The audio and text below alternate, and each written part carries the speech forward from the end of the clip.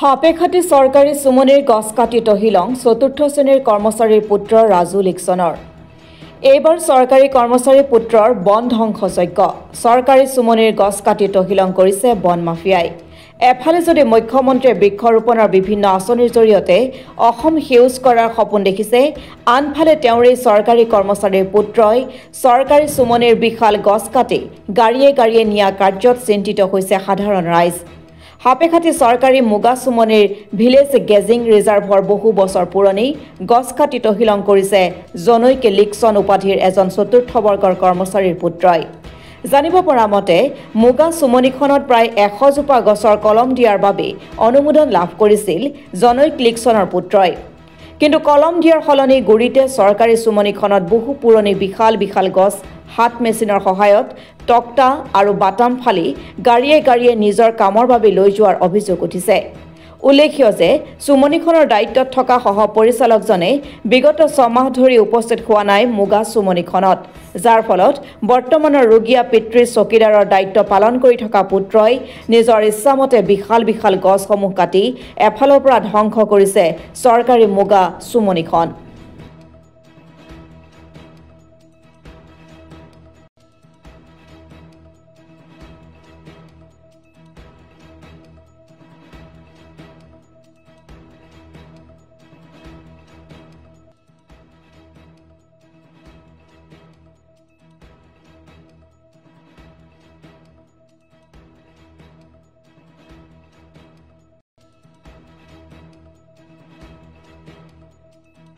ৰায়গড় জিলাৰ অন্তৰ্গত হাপেখাটিস্থিত village gazing চৰকাৰী চুমনিৰ চৰকাৰী তথ্যমতে নিবিদা লাভ কৰিছিলে 80 জোপা গছৰ নিবিদা লাভ কৰাৰ জনৈক লিকছন নামৰ এজন ব্যক্তিয়ে।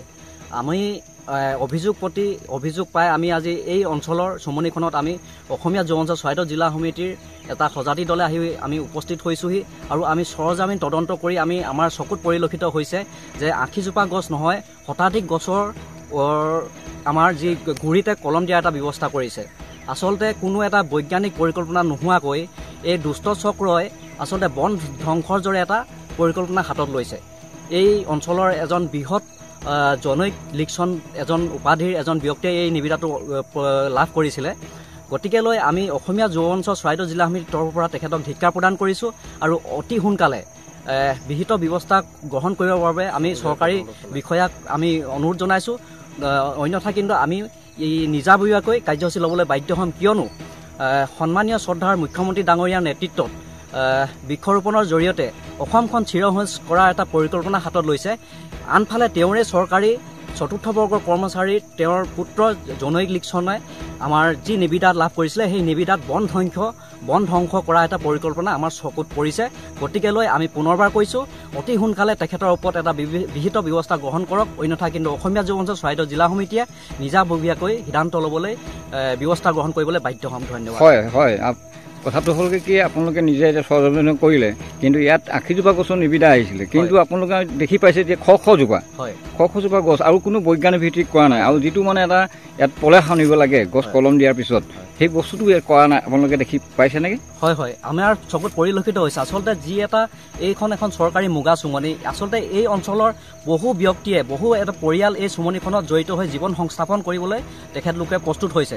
গতিকে লৈ চৰকাৰী এটা বিভাগ থকাৰ পাছতো তেখেতলোকে যেনেদৰে 80 জোপা গছৰ নিবিদা লাভ কৰাৰ বিপৰীতে শতাধিক গছৰ ওপৰত তেখেতলোকে গুৰিতে কলম দিয়াৰ এটা ব্যৱস্থা কৰিছে আৰু কোনো এটা বৈজ্ঞানিক ভিত্তি প্ৰস্তুত নোহোৱাকৈ এই কলম দিছে আৰু গছবিলাক আপোনালোকে নিজে দেখিছে যে ফাটি গৈছে মাজতে। গতিকে লৈ সেই ফটা গছবিলাক অনতিপলমে মৰি যোৱা এটা ব্যৱস্থা পৰিণত হ'ব। গতিকে লৈ আমি পুনৰবাৰ অসমীয়া যুৱ মঞ্চ চৰাইদেউ জিলা সমিতিৰ তৰফৰ পৰা ধিক্কাৰ প্ৰদান কৰিছোঁ আৰু অন্যথা তেখেতৰ ওপৰত বিহিত ব্যৱস্থা গ্ৰহণ কৰিবলৈ আমি নিজাববীয়াকৈ বাধ্য হ'ম।